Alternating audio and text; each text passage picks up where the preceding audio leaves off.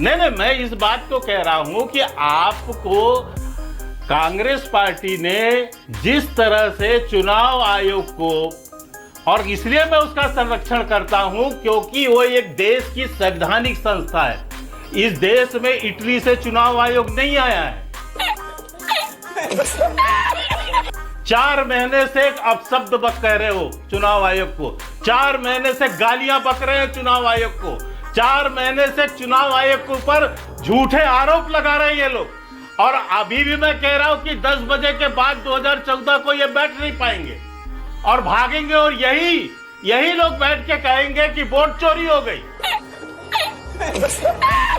अब मैं ये कह रहा हूं, और मानक जी मैं फिर आपसे कह रहा हूं, आपने भी कई प्रश्न उठाए हैं चुनाव आयोग के ऊपर जिसका बेहतरीन उत्तर आपको मिला है। ये भी आपको मैं बताना चाहता हूं। हमारा तो काम ही यही है प्रश्न उठाना के शर्मा। अरे मीडिया का, पत्रकारों का काम ही सवाल पूछना है भाई। अगर हमने चुनाव आयोग से सवाल पूछे हैं तो पूछे हैं, उन्होंने जवाब दिया है, बात खत्म हो गई। हाँ, तो मैं कह तो रहा हूं सर, वही तो कह रहा हूं आपको उसी अंदाज में कह रहा हूं कि आपने बहुत से प्रश्न उठाए राहुल गांधी के कहने पर, और उसका जवाब आप लोग को मिला है। अब इसमें आपको क्यों तकलीफ हो? अरे राहुल गांधी के कहने पर हम सवाल नहीं पूछते। अरे भैया हमारे पास इतनी अकल है, पूछे, हमारे पास अकल है, हम भी पढ़े लिखे हैं के शर्मा। हमें पता है क्या पूछना चाहिए क्या नहीं पूछना चाहिए, बिल्कुल, और किससे क्या पूछना है, कब पूछना है, सब पता है हमें भी। कमाल है, हमें हमारे सवाल को लिख कर नहीं देता। जवाब कमाल करते हैं। मैं बताता हूं सर, मैं बताता हूं सर। एक राहुल गांधी जिसको सुप्रीम कोर्ट ने 3 बार फटकार लगाई हो अपने अपशब्द और झूठ बोलने का। एक सेकंड शर्मा, एक मिनट। ये सारी बातें पुरानी हो गई। आज एग्जिट पोल वाले दिन आप ये चुनाव आयोग, राहुल गांधी, इस पर क्यों आ रहे हैं? अरे सब हो चुका, सब पर डिबेट खूब बोली। मेरी बात सुनिए, आज क्या है? मानक जी मेरी बात सुन लीजिए, बात सुनिए मेरी शांति से बात सुनिए। कोई यदि 10 साल पहले चोरी किया हो, मर्डर किया हो, बलात्कार किया हो, तो क्या 10 साल बाद उसको बलात्कारी कहना गुनाह है? अरे मुझे लगा के शर्मा एग्जिट पोल वाले दिन आप कहेंगे ये देखिएगा हम यहाँ पर इतनी सीटें जीतेंगे, बम्पर वोटिंग का मतलब ये होता है, महिलाएं हमारे पक्ष में निकल रही हैं। अरे आप तो कहीं और ही चले गए। इलेक्शन कमीशन, राहुल गांधी, क्या हो गया? मैं इसलिए आपको ये याद दिलाना चाह रहा हूं क्योंकि मुझे पता है जीत तो हमारी तय है, जीत में कोई दो मत नहीं है। हाँ। लेकिन ये जो चुनाव के पहले जो चुनाव आयोग पे आरोप लगा रहे हैं, ये चुनाव के बाद भी आरोप लगाते रहेंगे। पंकज जी आपकी बारी है, पंकज शर्मा पहले सही करना जरूरी है। पंकज शर्मा बोलिए। पंकज जी, इसलिए इस बात को मैं कह रहा हूँ। ठीक है पंकज जी बोलिए।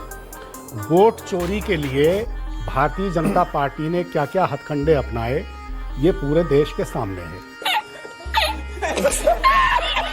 हाँ, ये आगे अपनी औकात पे, मतदाता सूचियों में हेरा फेरी किस तरह हुई और निर्वाचन आयोग किस तरह उसमें उदासीन बना रहा, और उस पर यह आरोप लगे कि कहीं उसकी मिलीभगत तो नहीं है, ये भी पूरा देश के सामने है। आपने कहां क्या क्या किया पूरे देश ने देखा है। हरियाणा की आपने बात की, हरियाणा की जमीनी स्थिति भारतीय जनता पार्टी के एकदम खिलाफ थी। वही हाल मध्य प्रदेश और छत्तीसगढ़ में था, वही हाल राजस्थान में था। कैसे अंतिम मौके पर चुनावों के नतीजे क्या आए और माहौल क्या चल रहा था, उनमें आपस में कोई तारतम्य नहीं था। पंकज जी कमाल है, आप भी महाराष्ट्र में आप बिना सबूत के बेईमानी का आरोप लगाते हैं पंकज जी। सबूत दिए हैं। पूरी चुनावी प्रक्रिया को सिर्फ इसलिए दूषित बता देना क्योंकि वो नतीजे सर बीजेपी के पक्ष में आ गए। और आपको पता है इलेक्शन कोई भी नतीजा होता है उसको चैलेंज करने का एक इलेक्शन कमीशन में पूरा प्रावधान है, कोर्ट जाने का प्रावधान है, कोई नहीं गया। और जब गए वहां कोर्ट से फटकार पड़ी। आज आप कह रहे हैं मध्य प्रदेश, छत्तीसगढ़, हरियाणा सब जगह हम जीत रहे थे, बेईमानी से कांग्रेस को हरा दिया गया। मैं चुनावी प्रक्रिया को दूषित नहीं बता रहा हूं, मैं ये कह रहा हूं कि पूरी चुनाव प्रणाली पर और निर्वाचन आयोग की भूमिका पर तरह तरह के संदेह इस बीच जितने पैदा हुए हैं, कभी इतने संदेह पैदा नहीं हुए। इसके पीछे क्या कारण है? अब बिहार की एसआईआर को लीजिए पंकज जी, चलिए मैं आपकी बात पकड़ता हूं। बिहार की एसआईआर पर आपने भी बहुत सारे सवाल उठाए, आप अभी भी उठा रहे हैं। बिहार की एसआईआर प्रक्रिया पूरी हुई, उसके बाद बताइए कितने वोटरों को आप पेश कर पाए जिनके नाम वोटर लिस्ट से कटे, या कोई भी पेश कर पाया? बताइए सर, कितनी अपील राजनीतिक दलों ने नाम जुड़वाने के लिए जिनके नाम गलत काटे गए हों इलेक्शन कमीशन में फाइल की? समय इतना कम था कि कहां आपत्ति दर्ज कराएं, कैसे पता करें? इतने कम समय में आप 1-1.5 महीने में सब कुछ कर लेना चाहते हैं। की हद है इन लोगों की। अभी आप मुझे एक बात का जवाब दीजिए के शर्मा जी, कि अभी जो SIR हो रहा है बाकी सब जगह हो रहा है जहां चुनाव होंगे, असम में क्यों नहीं हो रहा है? असम में क्यों नहीं हो रही है प्रक्रिया? योग्य ही नहीं है। नहीं, असम में ये प्रक्रिया क्यों नहीं हो रही है? हाँ, NRC का मसला इसलिए नहीं हो रही है। नहीं, वो तो मैं भी जानता हूँ, लेकिन NRC के मसले के बावजूद हो सकती है ना। चुनाव आयोग ने समझाया है, क्या 10 बार चुनाव आयोग ने जवाब दिया है, लेकिन चुनाव आयोग ने तो कोई जवाब दिया ही नहीं है। चुनाव आयोग तो सुप्रीम कोर्ट तक को दस्तावेज उपलब्ध कराने को तैयार नहीं हुआ। बदनाम करने के लिए सुप्रीम कोर्ट तक को उस पर टिप्पणी करनी पड़ी। यह आपकी सुप्रीम कोर्ट को कहना पड़ा कि एक नाम जो बिहार में आपने मतदाता सूची से बाहर किया है उसका कारण बताइए। कारण बताने को वो तैयार नहीं था। कैसी बात आप कर रहे हैं? ओके, अब एक सेकंड रुकिएगा, के शर्मा, पंकज जी एक सेकंड प्लीज। शर्मा एक सेकंड रुकिएगा प्लीज, एक सेकंड रुकिएगा, अभी बहुत टाइम है, अभी और आरजेडी और जेडीयू के प्रवक्ता भी हैं, उनके पास भी जाऊंगा। लेकिन पहले मैं विशंबर जी को लाना चाह रहा हूं इस डिबेट में, क्योंकि हम जहां नोएडा की फिल्म सिटी में बैठकर हम न्यूज चैनल चलाते हैं और ये डिबेट करते हैं, यहां से बहुत ज्यादा दूर नहीं है वो लाल किले का इलाका जहां पर कल एक ब्लास्ट हुआ है।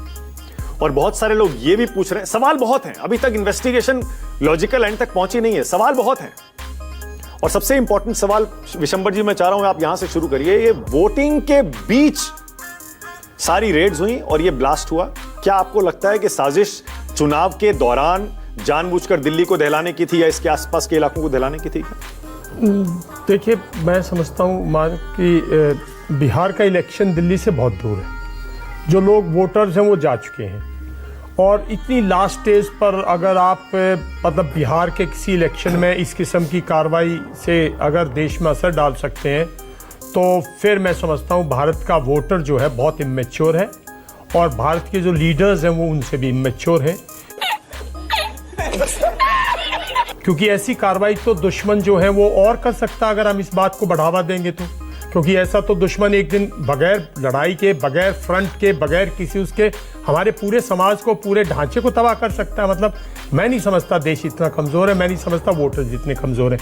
मैं ये समझता हूँ कि जो भी कुछ है, और एक और बताऊं बात, माने कल से तरह तरह के पत्रकार वहाँ ग्राउंड पे पहुंच गए हैं, बड़ी बड़ी स्टेटमेंट दिए जा रहे हैं। देखिए, कुछ तो सीखिए आप अभी हमने ऑपरेशन सिंदूर किया। इसी के साथ आज की मजदूरी यहीं खत्म करते हैं। अगर तुम्हें वीडियो पसंद आई तो लाइक मारो यार, मुझे नहीं पता, मुझे 2 मिलियन लाइक्स चाहिए, कैसे ना कैसे करके मुझे चाहिए ही चाहिए, तो लाइक मारो। और अगर तुम लोग नए हो तो सब्सक्राइब करो, वो जो लाल वाला बटन है उस पर फूट फेंक के मारो या फिर मोमबत्ती, मुझे नहीं पता, बस क्लिक हो जाना चाहिए। अब मैं भी जा रहा हूं, मुझे पैसों के पीछे भागना है।